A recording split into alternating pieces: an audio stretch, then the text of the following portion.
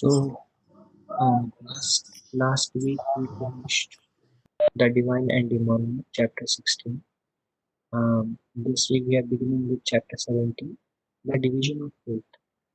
Um, Chapter 14, we discussed about the three modes of material nature and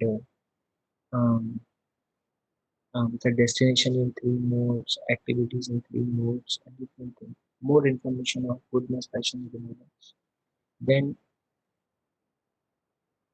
and it was there in chapter 15 because there was one of the question by Arjuna in chapter 13. Um, what is Kshetra Kshetra Jnanam Jnanam Jnaya Prakriti Purusha? So Prakriti was asked, what is modes of material nature Prakriti?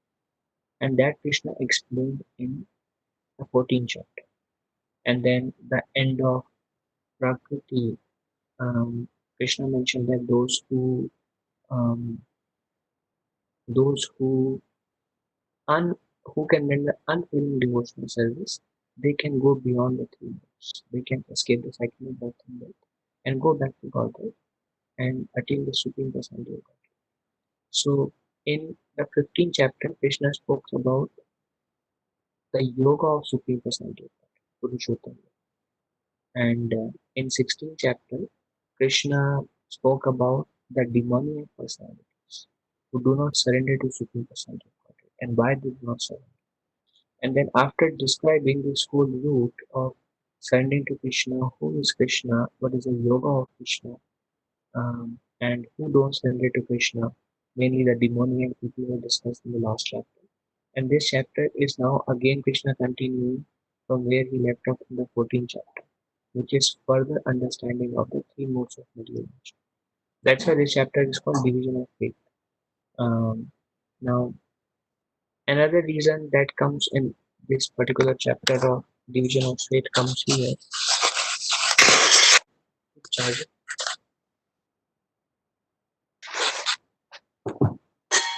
Another reason this chapter comes here, Division of Faith, is because we heard about divine and demoniac, but nobody is purely divine, nobody is purely demoniac. Rather, we have both. So there are intermediate steps, and that is covered here. That's why Division of Faith. The acronym for this chapter is FACE. F stands for faith, faith in three modes and some other topics. A stands for austerity, C stands for charity, and E stands for enjoyer of everything. Today we will cover the first half chapter and let us see. Let us see. There is a lot in the first half itself. So beginning with okay. Now who will start? I can start. Okay.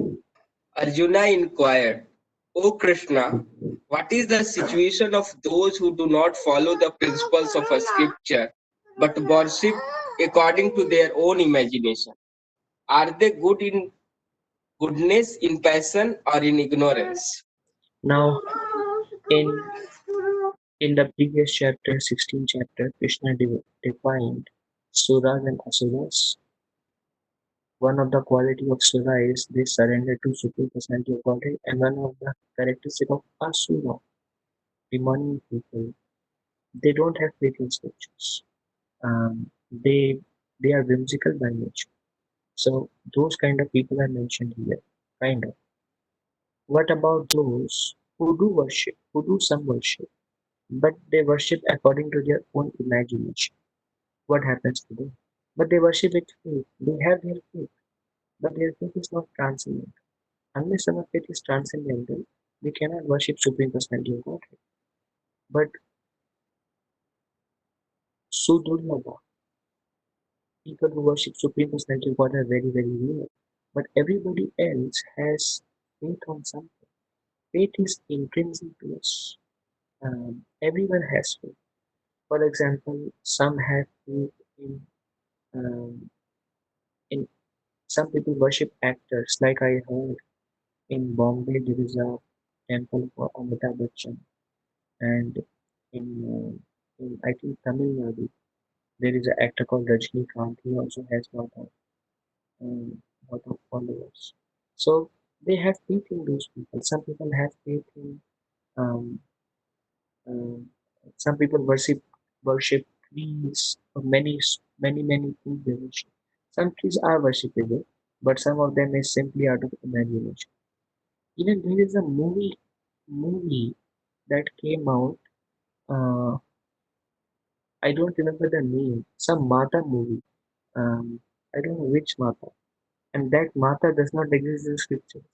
It's an imagination um, goddess. And so what happens? Everyone has faith. Some people have faith in managers, their office manager. That if I work very nicely under him, then I will get some promotion. So they have some faith that I will. It will be for my betterment. Different people have. Some people have their own role models. Um, some great personalities who are actually materialistic. So having role model and trying to be like the role model is kind of a faith that success of my life, I will become successful if I follow these role model in my life.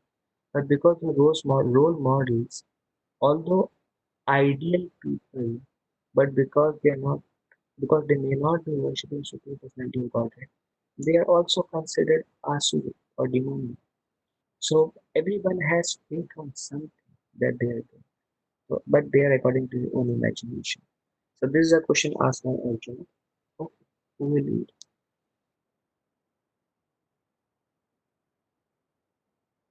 The Supreme Personality of Godhead said, according to the modes of nature acquired by the embodied soul, one's faith can be of three kinds: in goodness, in passion, or in ignorance. Now, hear about this. Faith in three Prabhu, I kinds. was sorry for interrupting. I was having a question in the previous slide. Okay. Like when we say the worship, is it related to only demigod worship or to general to Lord Supreme also? People who worship Supreme Lord are having transcendental faith. But not everybody worships Supreme Lord, but they have faith. The whole material world one is living based on faith. So they have faith on something else. And that's why there is division of faith. Some are worshipping in goodness, some are in passion, some are in ignorance. Demigod worship is also not transcendental faith. That is actually part of faith in modern. Is it alright? Is it Prabhu?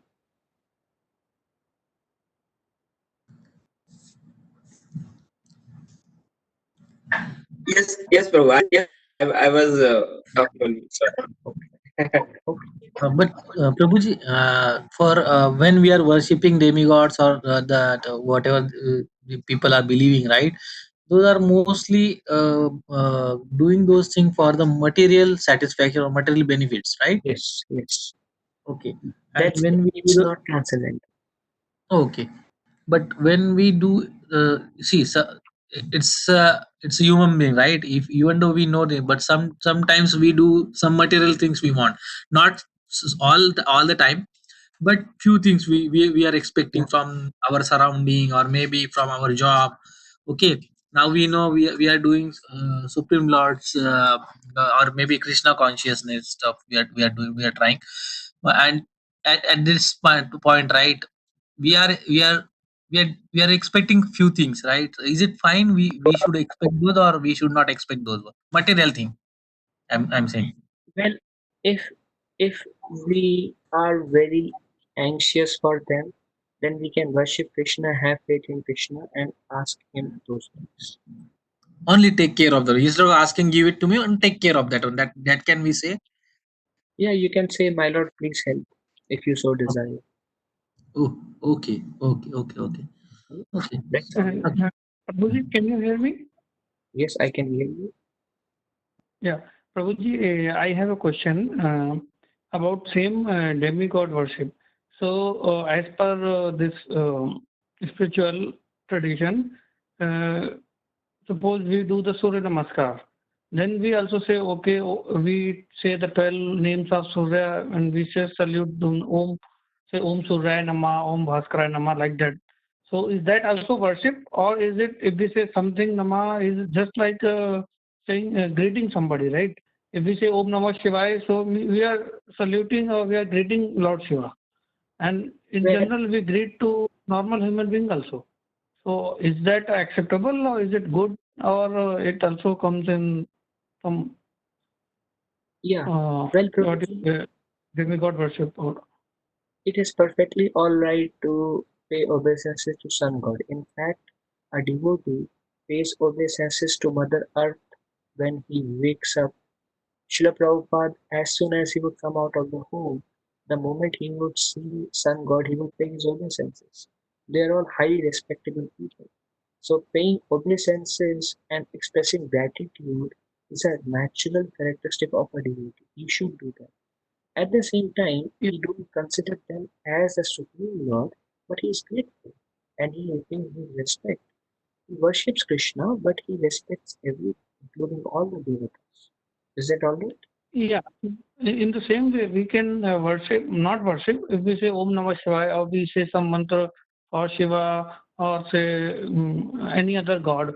So it is just if we just with the normal mode we say just greet them and chant some mantra, then it should be okay because we are not, we are just greeting them, not asking anything in return or like doing just for some materialistic benefit. Yeah, that's all right, Prabhu. Now, where it becomes little bit difficult is if suppose we have half an hour, for example, and then if we are paying respect to many personalities, but we could not chant the name of Krishna, then we miss the point. But if suppose because time is limited, everyone is very busy. But if we have half an hour and if 25 minutes we chant say 4 rounds of Hare Krishna Mahamantra and then 5 minutes we pay obeisances to all the um, devotees of Krishna, that is perfectly alright. But if we are missing the point, then we are missing the essence of Bhagavad Gita. Is that alright? Srila Prabhupada, for example, when he would go to Shiva temple, he would pay obeisance to Lord Shiva. And he did go to Shiva temple. When he would come in front of sun god, he would pay obeisances. But his early morning time was dedicated to holy name and worshiping Krishna. And throughout the day, he was expressing gratitude to whoever. So depends. I mean, your question, I understand. There is nothing wrong with being respect, but then there is two aspects which I want to clarify. Is it all right, Arun? Yeah. Yeah, Prabhuji, because the same thing when we say, when we start kirtan, then we greet to like Prabhupada and other Yes, like devotees also. So, yes, like we do greet to the yes. elders or to God or spiritual personalities.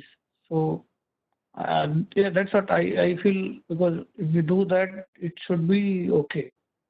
If Yeah, we just do it without any materialistic benefit, if we do that. yeah, Prabhu, there is nothing wrong. You got the point, correct? Yeah, yeah. Okay, thank you. Can we go ahead? If no other question. Then, according to three modes of nature acquired by embodied soul, the faith can be of three kinds: in goodness, in passion, in obedience. Now, Krishna is going to describe these three kinds of faith individually because this was the question. Now, if you see this is Arjuna's inquiry, Bhagavad Gita is based on question answers. Always. It's Arjuna who drives forward uh, the, the direction because a lot was spoken about faith and Aswas having no faith in Supreme Personality of Godhead. And Arjuna was left with this doubt, but everyone has faith. What happens to them? Like many people say, do what you believe and then you will get same destination. Krishna does not accept that. So and many people say, well, everyone has their own beliefs and they just should practice their own beliefs, their own idols, their own values, and that is perfect. No, that is not perfect. If they have their own beliefs and they have their own values, they are in three modes. Based on what values they have, they are in that particular nature of material nature. Only valuable faith and belief and values is when worship the Supreme Personality of Godhead. Okay, who will lead?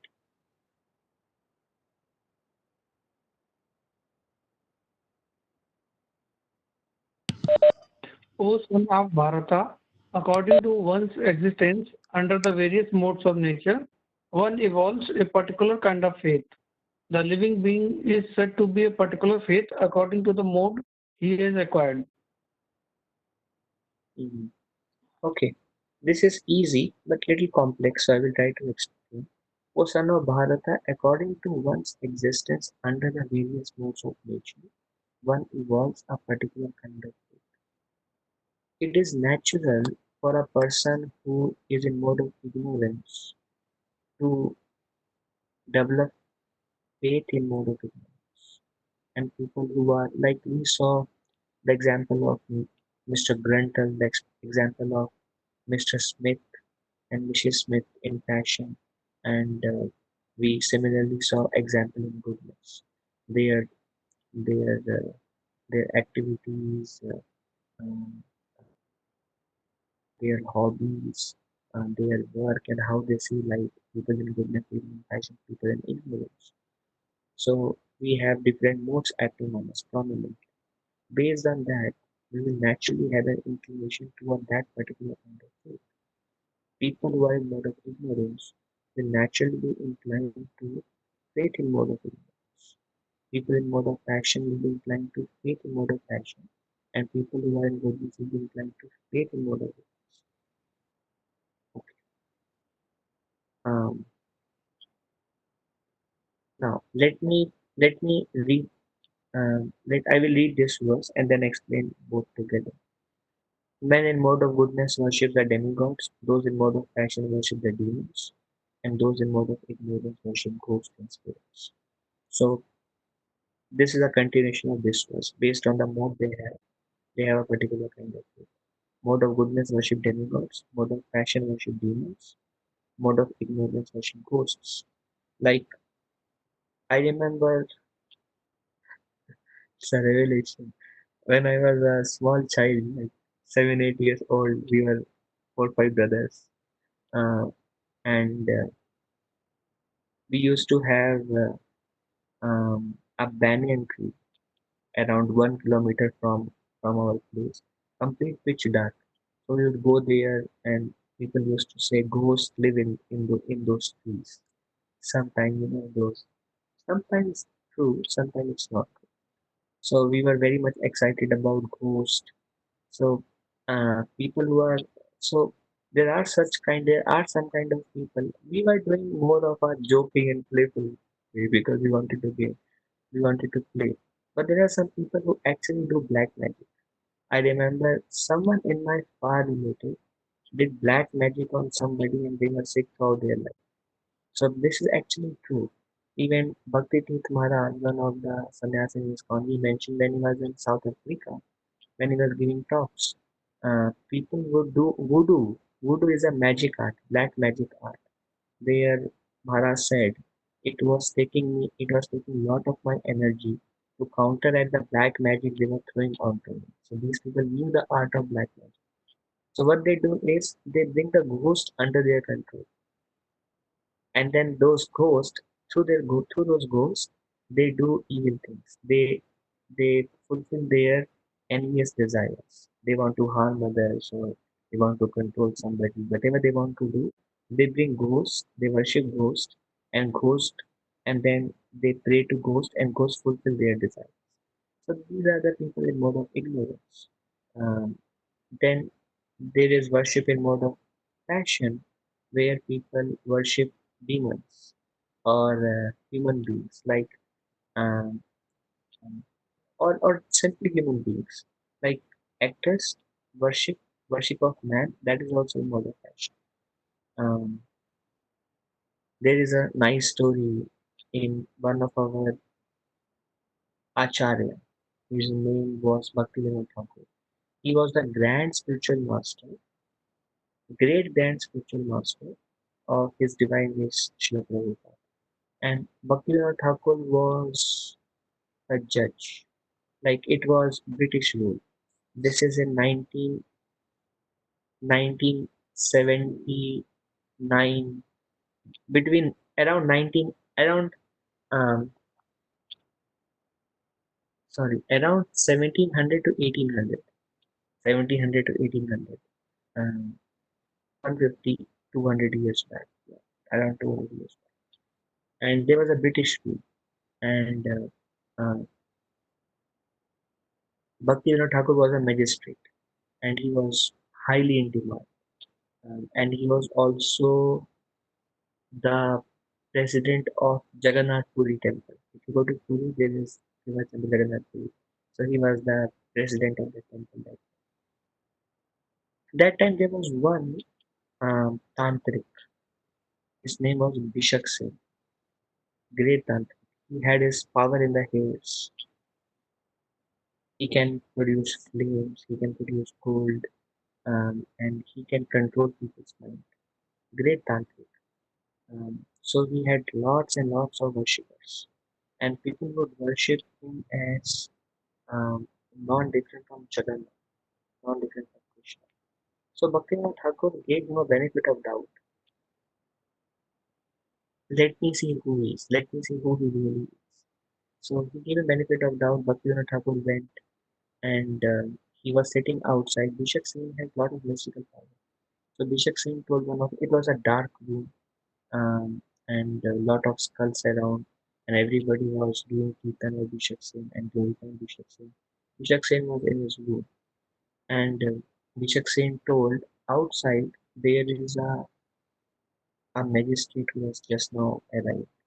His name is Kedarnath. Kedarnath was the name of Bhaktivinoda Thakur, the signature name of Bhaktivinoda Thakur. His name is Kedarnath. Bring him in. So his servants went and they told Kedarnath, you are called in by Bishak Singh.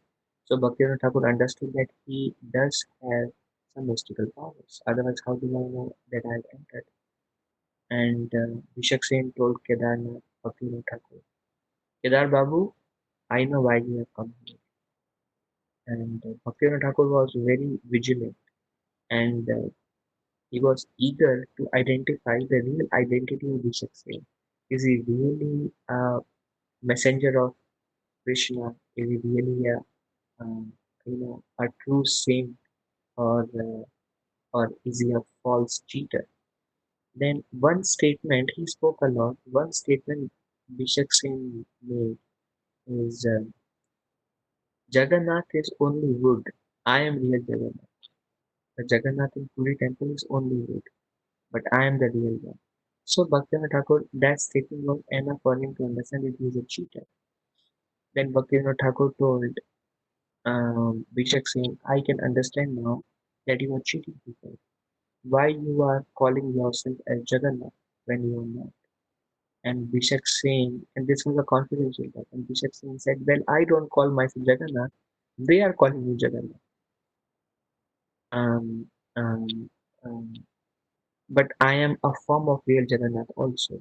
So Bhaktivinoda Thakur, what he did, there were a lot of constables outside. Bhaktivinoda Thakur told all the constables arrest him, and they took him to jail. And there was a huge protest. He had thousands of followers, thousands of people were criticizing Kedarnath Bhaktivinoda Thakur, and with Mashal they were standing outside. This is like 1980s, and huge commotion at that time. Bishak Singh, Bhaktivinoda Thakur one time went to the magistrate office, and there was a court case going on. So Bishak Singh told Bhaktivinoda Thakur, I am warning you, if you do not release me in 3 days, things will not go well in your family. And same thing happened because he has mystical power. His son was in 3 days, he was at the verge of death. He got a fever of 105, 107, and he was at the verge of death. But Bhaktivinoda Thakur was very steady, in his transcendental faith. Mare Krishna Rakhe Krishna Mare. All the situation may seem like it may bring us to a point that maybe Krishna is not there, maybe things are not happening. But Bhaktivinoda Thakur had transcendental faith. Um, Everything happens by Krishna's arrangement. This he cannot do anything. Again, Bishak sent a warning through a letter to a constable to Bhaktivinoda Thakur. Your son will die, and I am giving you 3 days more warning. After 3 days is the court case. If you do not release within 3 days, you will also die along with your son. And Bhaktivinoda Thakur had transcendental faith. 3 days later, Bhaktivinoda Thakur himself contracted 105, 107 degrees, and he became so weak he could not even move his limbs. He became so weak. So he went on a wheelchair and he asked his constables to take him to court, and he was sitting there. And Bishak Sen was there. Bhaktivinoda Thakur has no energy, but Bhaktivinoda Thakur has transcendental faith. So he told his constables that he should be arrested and he should never be released. Like only the Umar Kad. Throughout life he is detained. That is my final. Bhaktivinoda Thakur didn't really care about his life or his son's life, but what is right, what is dharma he would follow. And later on, Krishna gave him the intelligence, and he told one of the constable that within when he sleeps in the night, cut off his hairs, because these yogis they have a mystical power, tantric power in their hairs. So in the dead of the night, constable went and cut off his hairs. Tantric became completely powerless. Like Bhaktivinoda Thakur health regained and the son health regained. And this Bishak Singh committed suicide in 2 days because he could not take it. So there are such people, many people, they call themselves as God. There is somebody in Vrindavan, he says, I am incarnation of Lord Chaitanya. He's still there. He calls himself as incarnation of Lord Chaitanya. So there are many such fools and rascals. So these are, this is faith in passion. Faith in passion. Faith in ignorance. Now, this person, faith was in ignorance because he was a tantric. He would worship ghosts also. Anyways, people who were worshipping Vishak Singh, their faith was in passion. Then faith in goodness. Faith in goodness, they worship their demons. They worship them. Okay. And we may not be like if you see the picture here in the last one, there like Srila Prabhupada writes in the purport that some people, if they come to know there are some ghosts on the trees, they worship the ghosts and they worship the tree and they offer a lot of paraphernalia. They go and do that. So there are such people. Then in the middle picture, people worshiping this king and or whoever. In the upper picture, people worshiping the gods. So we may not be in transcendental faith, we may not have faith, but by association of those who have transcendental faith, we develop our transcendental faith also.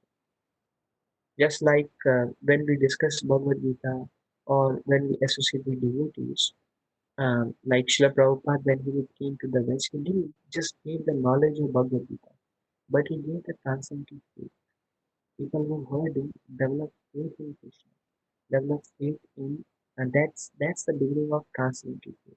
So one may have still lot of faith on demigods and other things because of a particular mode one is in. But still, if one cultivates activities which are in transcendental faith, eventually one will come to the transcendental faith also. So it's natural to have faith in many places, but it is recommended cultivate transcendental.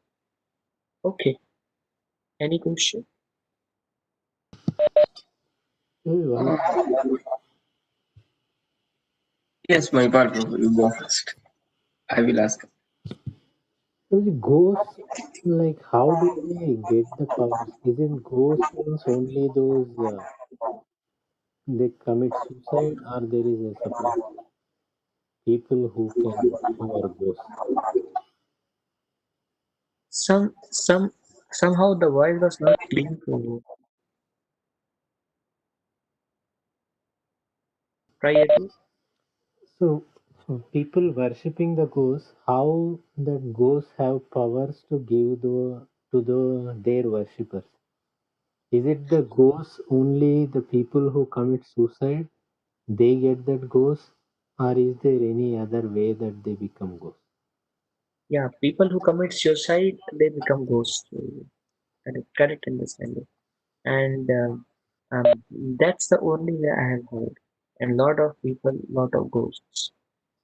Now, how they get the power? They can actually enter into the gross body through unclean portions of living entity. They can enter and control the gross body.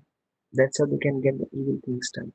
So they have certain powers. Is it all? Okay. So, Prabhuji, I think like only people who commit suicide they become the ghost, or is it somebody who death untimely, like somebody met an accident, or yeah, so they also get those kind of things. Untimely death is again according to karma, because suppose if a child is supposed to, if he has bad karma, if he has to undergo abortion, then his life was destined only that many years. If it happens not by our will, then it is destined. So okay, so ghosts are only the people who commit suicide, Yeah, not the untimely death or no, okay. no.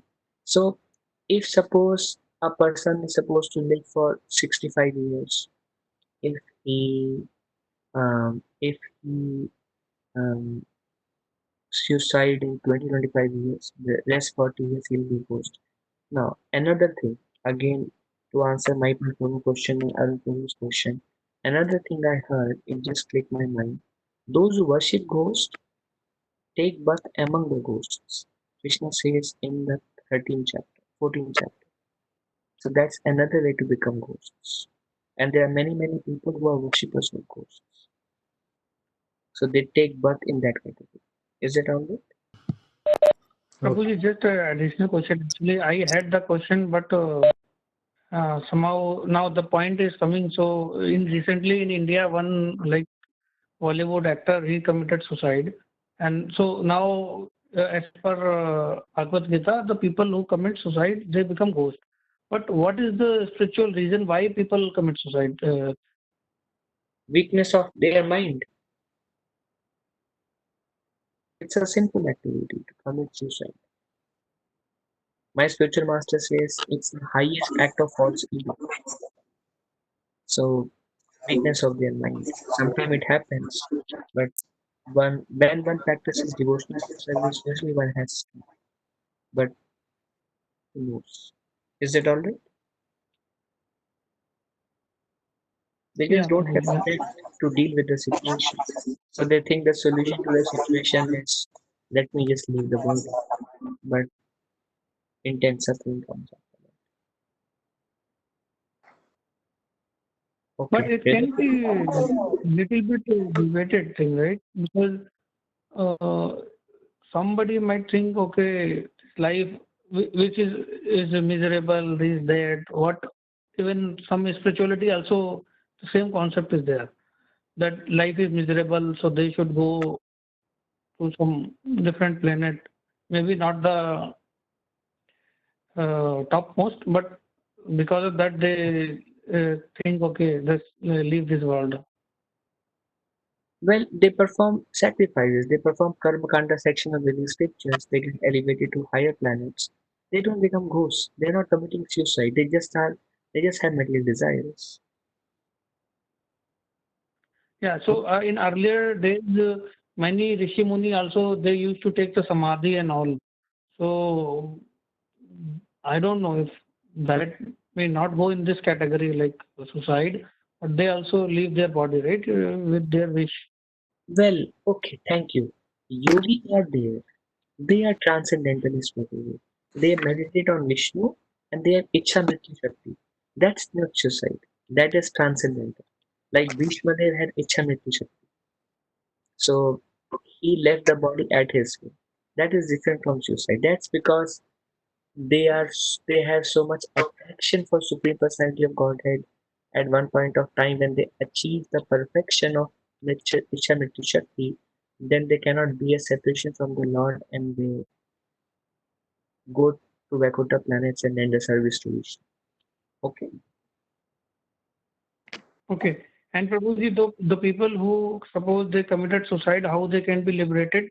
If they become ghost, that somebody can do prayers for them, they can be liberated, or Well, they have to not stay liberated in means at ghostly least they body. go out of the ghost body and maybe.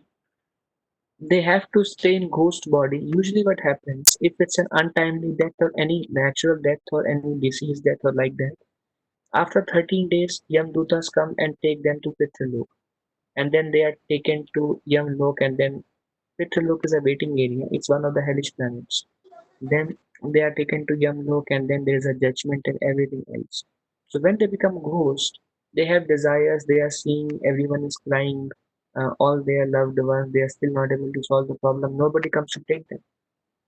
Nobody comes to take them. Yamdutas don't come because their time is not yet there. So they have to be in the ghostly body and just haunt here and there and suffer. They experience hunger, they experience thirst, but they just continue suffering for till the time Yamdutas come. And Okay, that Prabhuji. happens only after their tenure, according to their karma in that body is up.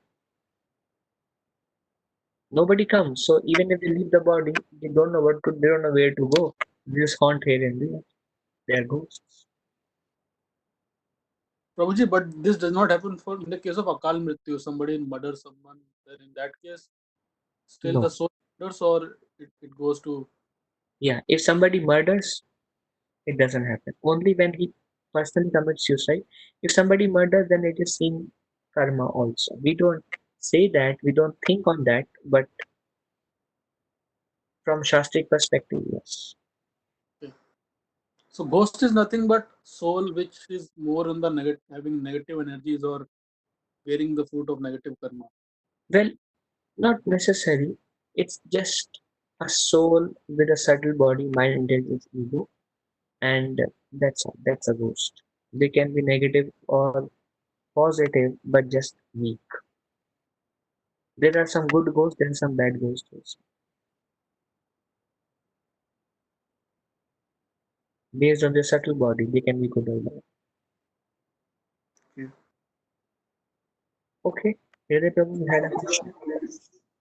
Yes, bro. Uh, Coming to this topic only, like why we can't say suicide is also the bad karma of that person due to which he is making this attempt. Well, yes, not suicide, but suffering is because of bad karma. But suicide is his misuse of his free will. Alright? I didn't understand, Prabhuji. His suffering Suffering because means in the soul body, in the ghost body, you are saying? no, in his material body. The reason he committed suicide is because of suffering. That suffering is because of his bad karma. But committing suicide is misuse of his will. He has to pay a price for it. Okay. Does it answer? Yes, Prabhuji. Okay, the second question is this one. Like today, every man or woman, we can say, every person has this mode of passion or goodness or ignorance. We Yes. cannot claim like I am in the mode of goodness only, right? Yes. So how we see this verse interpretation then? Men in the mode of goodness, we say, okay, he's demigod worshipper. Are we the worshipper of everything then today in Well, this world? well, we have so many faiths. It's all based. Based on these faith are based on the moods. Based on the mood of a person, the person has faith. If one has faith, if one is in mode of passion, You will have lot of faith on people who are materially successful. You will take inspirations from them. Faith will be there that if I follow these people, I'll become rich also. That's a faith. He's putting faith. If I follow this person is such a nice businessman, I should also open a motel and then I will do that. He has faith. If he does that, he will open his business. He has faith in material desires. He has faith he'll be happy. These are all material faith. These are all passionate faiths. Worshipping does not necessarily mean that you take the business owner and do arati to him or offer prayers to him. It's just a faith in passion. He has faith in material desires. By accumulation, he can be happy. And people do have this because there is passion there.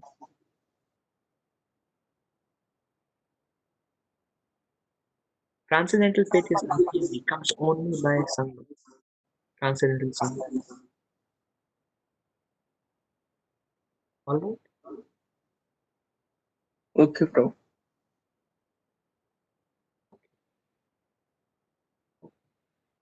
If it is not clear, you can ask me more questions. If it is clear, then we go. Okay. According to scriptures, according to scriptures, only Supreme Personality of Godhead should be worshipped. And one must put faith only Supreme Personality of God. Because any faith on anything material is just going to end. And it's just not going to give you the desired food that we are eagerly looking for. What we are really looking for is experiencing Krishna in our life, experiencing divinity in our life. And when we experience Krishna, our transcendental faith is nourished. It begins by Sangha, uh, but it is nourished by our own experience, and that's how it grows. And one must protect his transcendental faith very, very carefully. Then one is, after many, many lives, one is moving straight path back on that path. In Bhagavatam, there is a verse that says, Sattvam Vishuddham Vasudeva Saddhita. Means in pure goodness, a person worships Vasudeva. Srila Prabhupada mentions in the purport, even impersonalists, they are also having faith in goodness. Those who believe that Krishna does not have a form. Um, even Mayavadis, their faith is also considered in goodness. They say, well, not going in detail, we already discussed in 10th chapter, but idea is they worship one of the five demigods, and they think after a certain point they go beyond those five demigods, and they reject their own worshippers, and then they will attain impersonal and merge into Brahma and lose their identity Mayavadi. There also Sri Prabhupada mentions worshippers in goodness because they are worshipping demigods. And their purpose is not material desire. Their purpose is not to harm somebody. It's not ignorance or passion. But their purpose is to uh, escape cycle of birth and death. But just because it's still material, it's not called transcendent. It's called goodness. Okay. Now something more about demons. Krishna says those who worship in mode of passion, and those who are in mode of passion worship the demons. More about demons in this verse. Someone can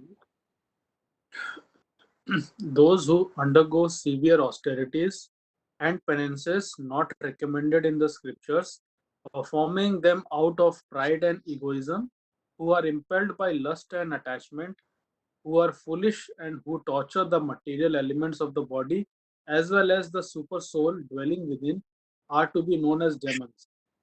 Hmm. So little more. One thing we understood: demons are those who do not have faith in Krishna. They are all considered demons. Um, one can be in mode of goodness and very idealistic person, but according to scriptures, if they do not have faith in Krishna, then they are also considered demons. So certain more description here. Those who undergo severe austerities and penances not recommended in scriptures. Example, Prabhupada mentions in purport politicians. Perform see sometime like you may have seen some follower of Gandhi Nirjal fasting for 36-37 days and lift the body. Well, if he is not a worshipper of Krishna, Allah is in the same category. So they undergo severe austerity and penances not recommended in the scripture. Nowhere scripture says when to change the prime minister or president or a political party or political situation you fast. So this is against scripture. It's an austerity and penance. Tapasya is performing lot of austerity, but without scripture. Then why they are doing them? Performing them out of pride or egoism. I'll become famous. I'm the most strong person. Sounds heavy. Sounds like how can we say like that? Practice that. Those austerities are performed out of pride and egoism. Egoistic means I am distinguished from others. Others cannot do. I am doing. I am taking a strong step. I will save the world. Um, um, I egoism. Perform out of egoism, out of pride. I am better than everybody else. So I can do it out of pride. Who are impelled by lust and attachment. They have their own. The purpose of these austerities is material desire. It can be a political situation, etc. But they are impelled by lust and attachment. Who are foolish, as in foolish, and who torture the material elements of the body, as well as super soul dwelling within. So they torture the body, and because they are not acting according to super soul, any everybody who is not trying to become a devotee of Krishna is actually torturing super soul because um, just not willing to listen to the um, the the real message of the super soul. So who are torturing the material elements of the body because causing pain to the body. They are to be called as demons. In short, even people who become angry and who have fights and they fast. Sometimes it happens between husband and wife. They become very upset at each other and they say, "I'm not going to eat today," out of anger. Now again, it's it's out of ego. It's out of lust because unfulfilled desires. It's out of attachment. It's out of pride. It involves self-torture to the body. It's not scriptural inventions. And same, then we again are attaining same category. So austerities are meant for the pleasure of Krishna. Then it is transcendental. But if it is meant for pride, honor, egoism, attachment, lust, then it comes under demoniac mentality. Alright, someone can read this. Even suicide comes under, like we were just discussing, comes under this thing. It's an austerity because they are letting their body die, uh, but it's egoistic and unfulfilled lust, unfulfilled desires. Even Even if even the food each person perf- prefers is of three kinds according to the three modes of material nature. The same is true of sacrifice, austerity, and charity. Now here of the distinction between them. Now Krishna is going to, this has brought us to another topic. Krishna is going to describe food in three kinds. Food in passion, food in ignorance, food in goodness. And then since Krishna mentioned about sacrifice, penances, some people do for for lust, attachment, egoism, pride, to harm their own body without scriptural injunction. And they also give pain to the super soul or the Lord in their heart. They are called demoniac. So now Arjuna, these all these things are also included. Now hear about these from me. So first Krishna is going to describe the food in three modes. Then he will describe sacrifice in three modes. Then austerity in three modes. Then charity in three modes. So we'll see how much we can go through.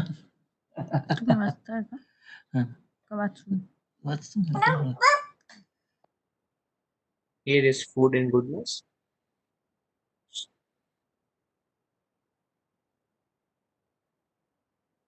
Please read. Okay, I can read from here.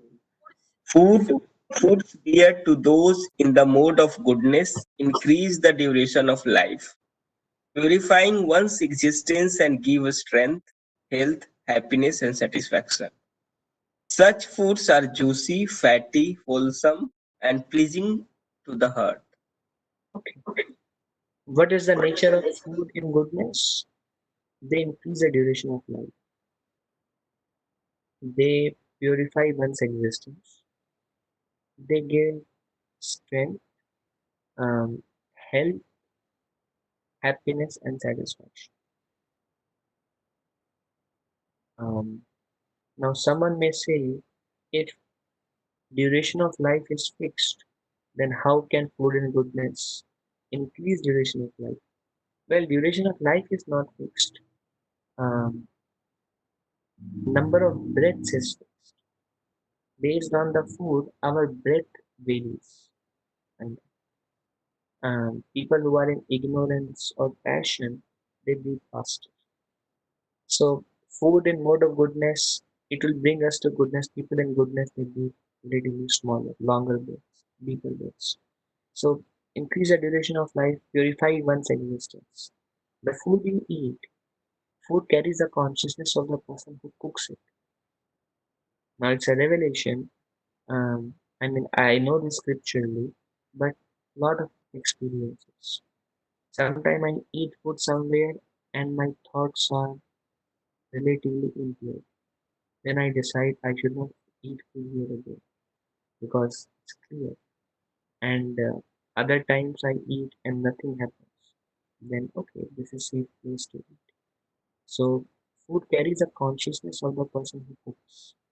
That's why one has to be very careful with the food that one eats. Um, Purifies one's existence. If the food is in goodness, then it will have a purifying effect. Um, it will give us strength, good health, happiness, and satisfaction. Um, Now, what are these kind of foods? Juicy, like watermelon, muskmelon, which has juice in them. Fatty, fatty means milk, milk products, ghee. Sir Prabhupada writes in the purport, fatty does not mean flesh of an animal. That is putrid, decomposed. That comes in the ignorance. We will come to that. But here, fatty refers to milk, butter, ghee, and other things. Wholesome, fresh, and raw, complete, pleasing to the heart. Any question here?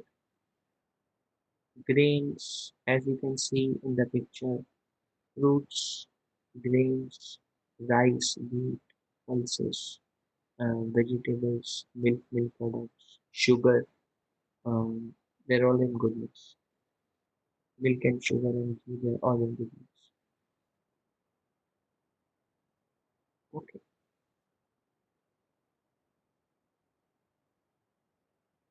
food and passion. Someone can.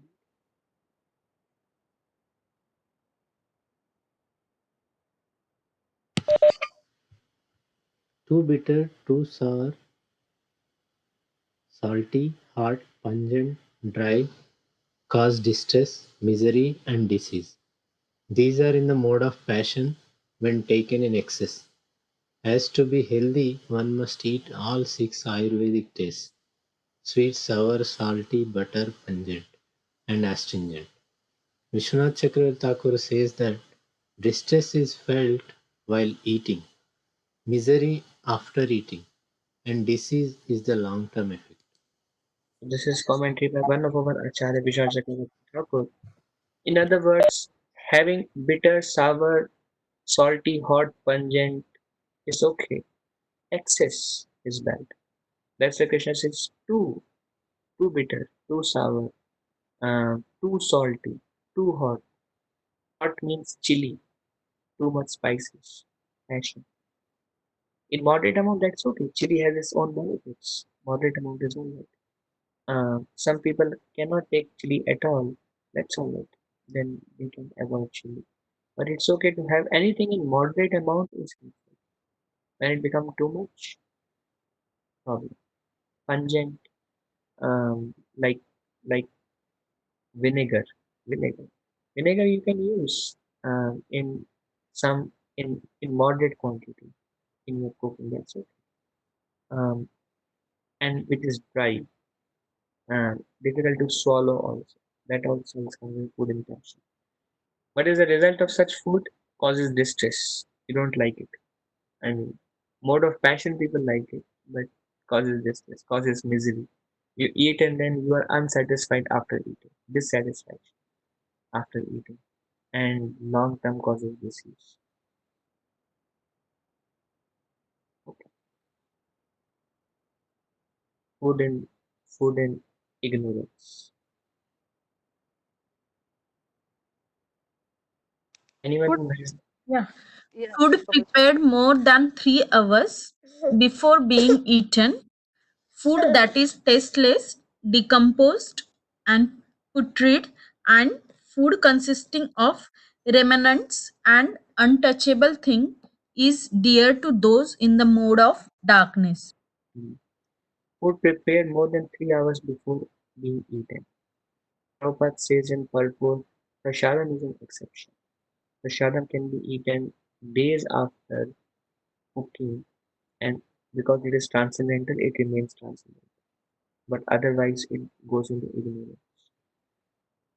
Food that is tasteless. Sometimes we eat and then there is no taste, so we don't know what we are eating. Food that is decomposed, smell आने लगता है, खराब होने लगता है. It's getting decomposed. Putrid again, and it has become spoiled. Food consisting of remnants.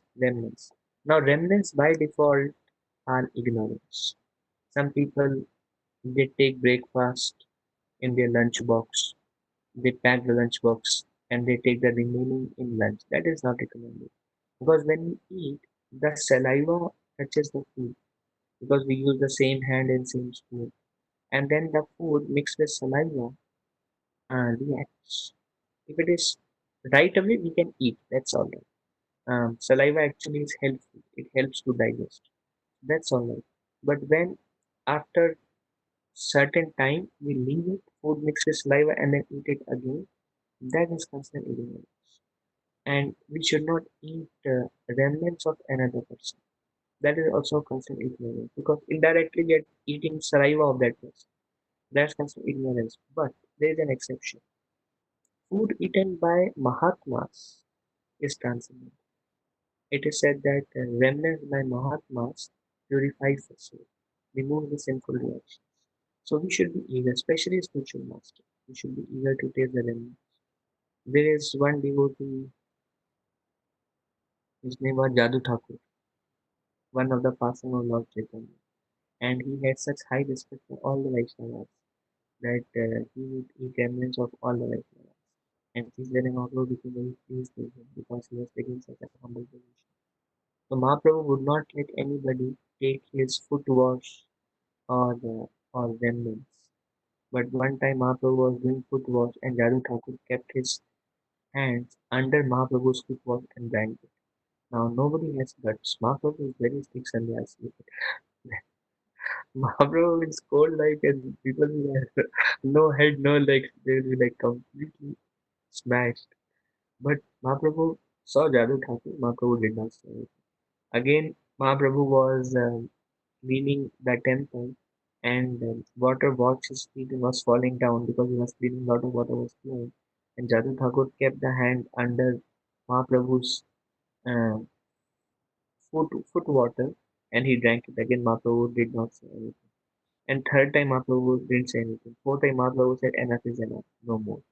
But Mahaprabhu told that because he likes to take remnants of devotees and he takes a humble position all the time, I have allowed him to take my foot wash 3 times. But enough is enough.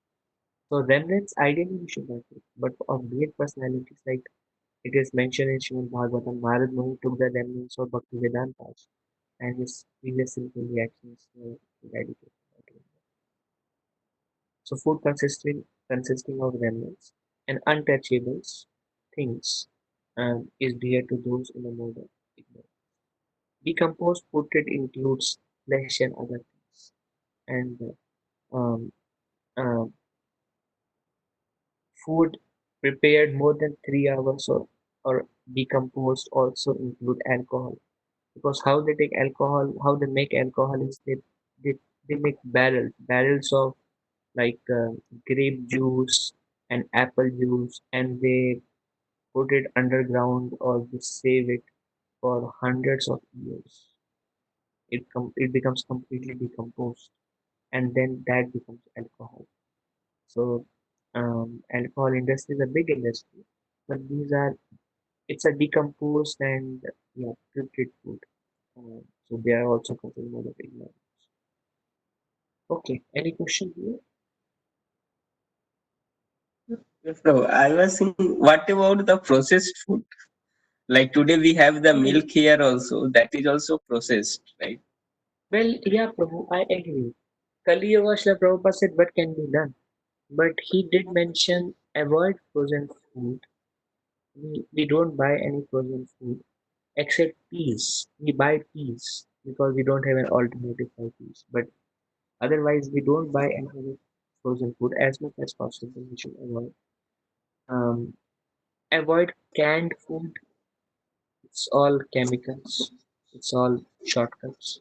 But fresh vegetables, cut it, cook it, prepare it. That's very healthy. Processed milk, Srila Prabhupada knew and he would drink it because what can be all that? Yes. Even Prabhuji, this fresh vegetables also even we get from the market. So normally we get for 2 weeks, 1 week, like that only. That's all right. So can we really say those are fresh? Yes, that's all right because once you take the skin off, there is still juice inside and they are raw. Once you pick them, I mean, if they're not putrid, if they're not decomposed, then you can cook them and that's all right. But once cooked, that's why it says here food prepared more than 3 hours before. Prepared means now you have cooked it and now you wait for 3 hours, then it's not. All right? Okay. Sacrifice in 3 years. Okay, who will do it? Of sacrifices, the sacrifice Of sacrifices, the sacrifice performed according to the directions of Scripture as a matter of duty by those who desire no reward is of the nature of goodness. Now, Krishna finished food in three modes. Mode of goodness, juicy, wholesome, satisfying to the heart, pleasing, increases the life, bring one in goodness. Food in passion, make us feel distress, misery, causes disease. Food in ignorance, bring us to ignorance, but all this kind of food prepared 3 hours back, decomposed, putrid, pungent, I mean, etc. Now, food in three modes. People who are in mode of ignorance will be attracted to alcohol and other things and flesh because if they have prominent ignorance in themselves. People who are prominently passion, they would like too much spice, too much salt, very hot that until they eat or drink it should burn, then they are satisfied. Very hot, very chilly also. Sometimes very pungent and those food when they eat they feel satisfied. It's actually a misery, but they are feeling satisfied because those people are passionate in nature. And people who are in goodness, they like fresh. Um, if a person in goodness eat food in passion ignorance, he will be great. If a person in ignorance eat food in goodness, he will elevate. So recommendation: everybody please offer food to Krishna As soon as you offer food to Krishna, it becomes transcendent. It becomes Prabhupada says, it becomes Krishnized. Krishnized. It becomes spiritual. So once you eat that food, it will elevate you. So eating is a natural habit. Everyone has to eat. But if you eat Krishna Prasada, along with eating, you are making spiritual progress. What can be an easier means to make spiritual progress? So please do not take shortcut, do not become impatient, and not offer your food to Krishna. It is a 5 minutes thing to offer with love.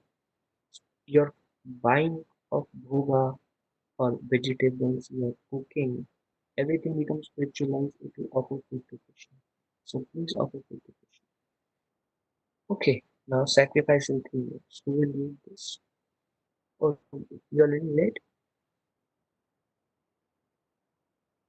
I think you will. So sacrifice performed according to direction of scripture as a matter of duty by those who desire no reward is of the nature of goodness.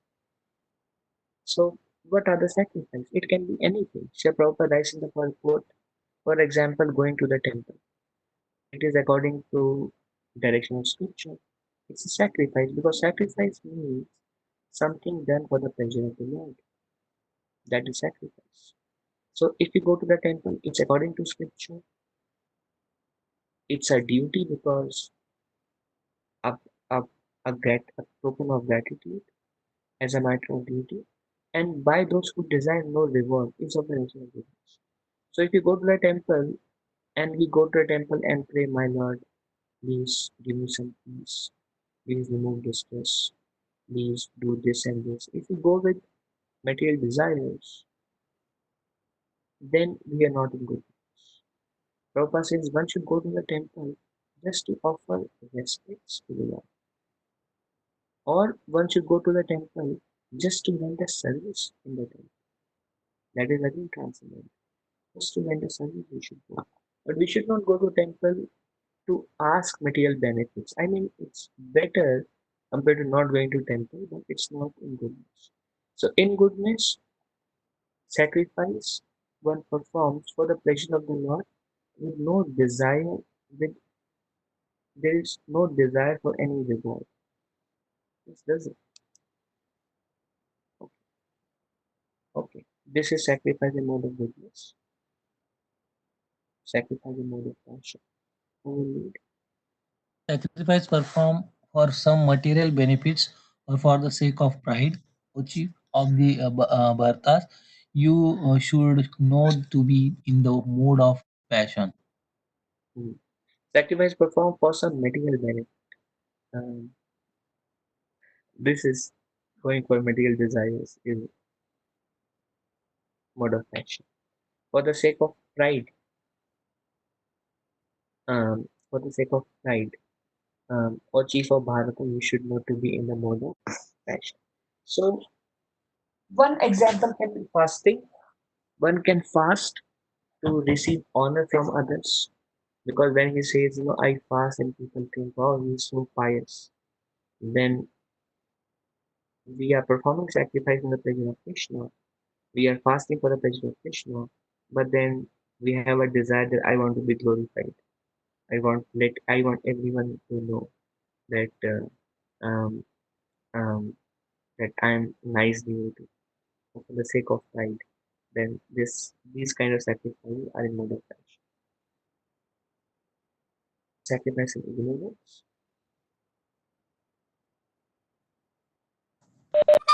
Any sacrifice performed without regard for the directions of scripture, without distribution of prasadam, spiritual food, without chanting of Vedic hymns and remunerations to the priests, and without faith, is considered to be in the mode of ignorance. And sacrifice performed without regard for direction of scripture, without distribution of prasadam. So it is said that if any spiritual program, there should be prasadam. That's why all our discourses and everything follows by prasadam. Because of coronavirus, we cannot offer prasadam. But there should be prasadam. Any any yagya you do at home, anything, there should be prasada.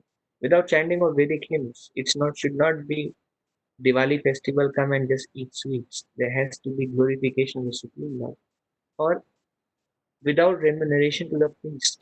If you do some, if you call a priest and do um, uh, some puja or something specific like inviting deities, for example, or do anything, or you want a new home, Graha Pravesh, you are doing, then there should be some um, donation to the priest should be there.